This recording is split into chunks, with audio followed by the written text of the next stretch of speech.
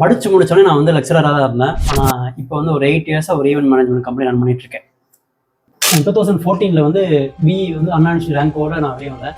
So வெளியே வந்தது உடனே வந்து ஜாப்பில் ஜாயின் பண்ணணும்னு சொல்லிட்டு டீச்சிங்கில் ஜாயின் பண்ணேன். ஸோ கிராஜுவலாக நான் வந்து எம்இ வந்து கம்ப்ளீட் பண்ணேன். 2015-17 எம்இ கம்ப்ளீட் பண்ணேன்.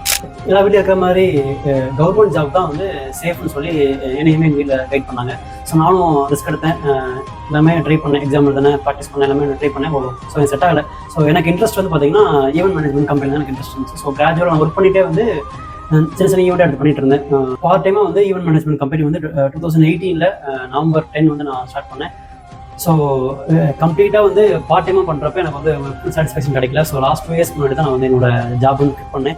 ஸோ இந்த 8 இயர்ஸில் எக்ஸ்பீரியன்ஸில் வந்து பார்த்தீங்கன்னா நிறையா ஸ்கில்லை வந்து நான் கற்றுக்கிட்டேன். என்னோட எக்ஸ்பீரியன்ஸ் வந்து நான் ஷேர் பண்ணணும்னு நினைக்கிறேன். ஸோ நீங்களும் எங்களோட ஈவெண்ட் பற்றி தெரிஞ்சுக்கணும்னு ஆசைப்பட்டாலோ இல்லை உங்களோட வீட்டில் ஏதாவது டெக்கரேஷன் பண்ணணும்னு சொல்ல எங்களோட என்ன ஈவெண்ட் சிபி இன்ஸ்டாகிராம் பேஜை ஃபாலோ பண்ணுங்க.